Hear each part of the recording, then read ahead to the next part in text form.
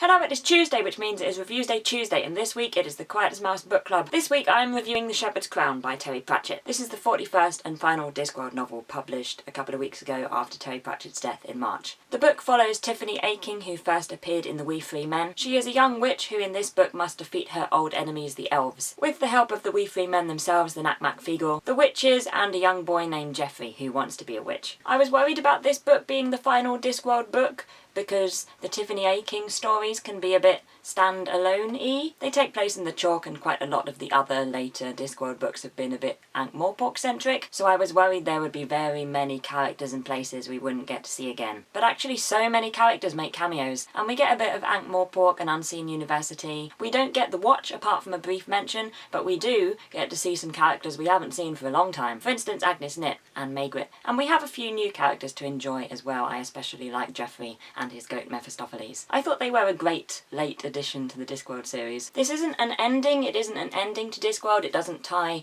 everything together neatly, but it does tie together some things. It's a nice natural end to the storyline which began with equal rights. As an accidental ending to the Discworld series, it is a very good and fitting one, far more so than Raising Steam would have been. It's sad and it's moving, but it's also funny and hopeful, and it has a good message about selflessness and working together and leaving the world better than you found it. The Shepherd's Crown isn't quite a finished book. In the afterword, Rob Wilkins says that when Terry died it had a beginning, a middle and an end and all the bits in between, but it's not quite as complete as Terry Pratchett would have liked it to have been. And you can see that some parts are polished and like the best of Discworld, full of allusions and funny footnotes, and there are other parts that feel a bit more sketched in and other plots that you feel more would have been added to later. So I don't feel like this is a classic Discworld book, it's not one of my new favourites, but it is a good Discworld book and it's a very good place for us to depart from the disc. I will give The Shepherd's Crown by Terry Pratchett 4.5 out of 5. So thank you to Terry Pratchett, it has been a pleasure to read your words over all these years, and of course I am going to continue to do so.